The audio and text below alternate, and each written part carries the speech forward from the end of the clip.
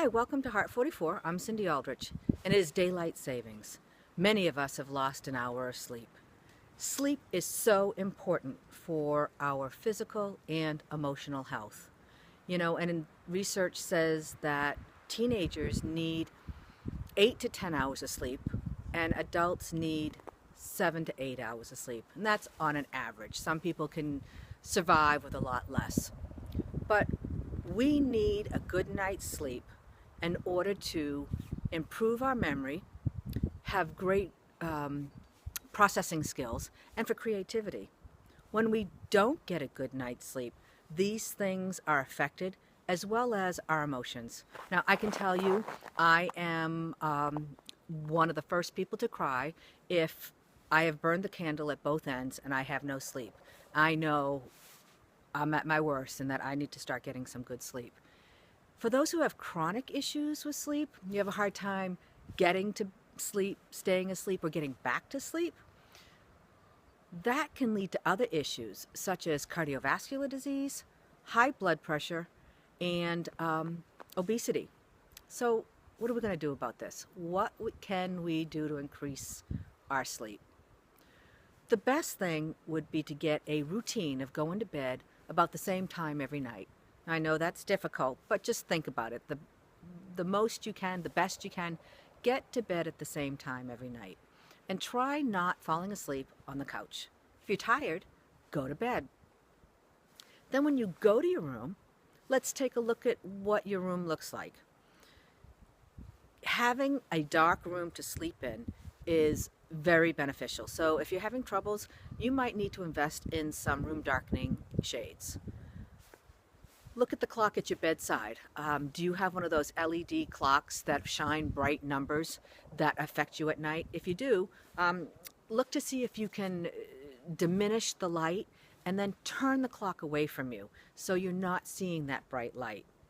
Many people sleep with their cell phones at their bedside because they say they use it for the alarm clock. It's really not a good idea because even if you silence it, you may hear some of the dings, or when you wake up, you look at it, and some people may get caught surfing in the middle of the night. You don't want that.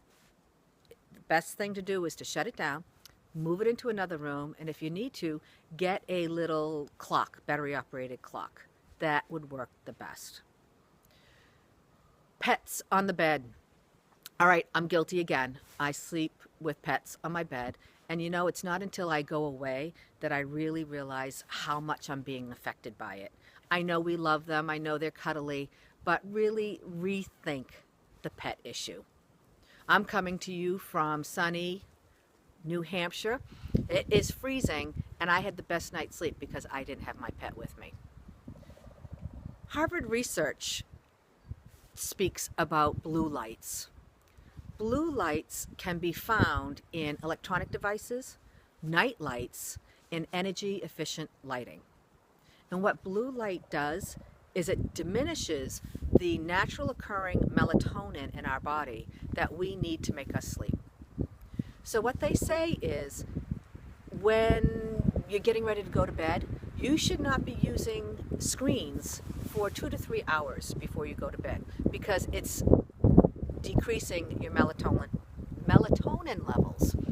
So if you are one of those people who uses a Kindle and you sleep, in bed and you go to sleep that way and you're having sleep problems, there are 2 things you can do.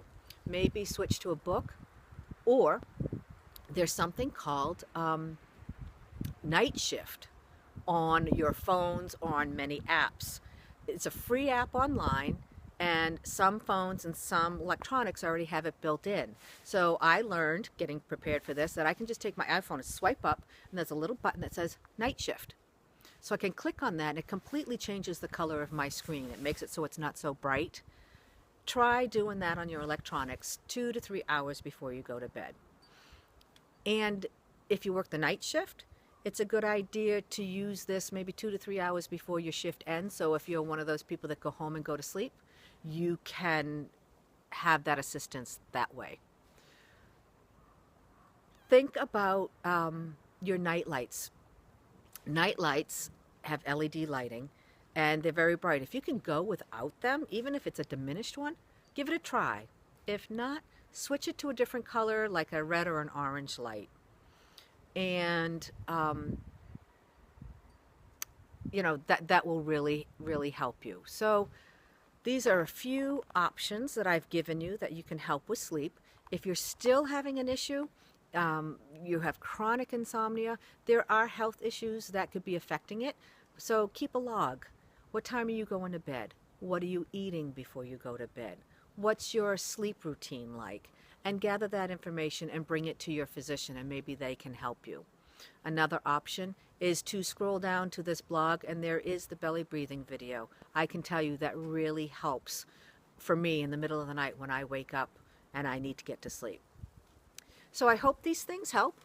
It is daylight savings, and it may take people a little while to get back into routine this week. But until next week, I'm Cindy Aldrich.